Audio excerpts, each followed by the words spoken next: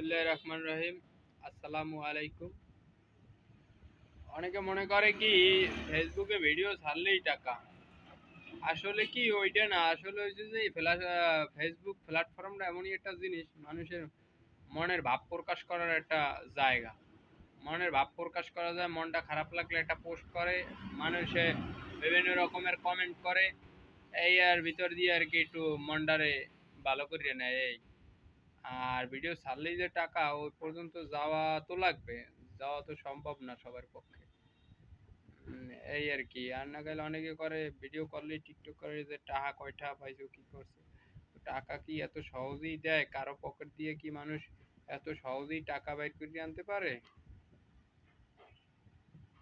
Facebook প্ল্যাটফর্মটা হচ্ছে হলো যে একটা বিনোদন কেন্দ্র। মানুষ মানুষকে বিনোদন দেয়, এক একজনে বিনোদন দেয়, এক একজনে বিনোদন পায়, এই মিলিয়ে ঝিলিয়ে ফেসবুক।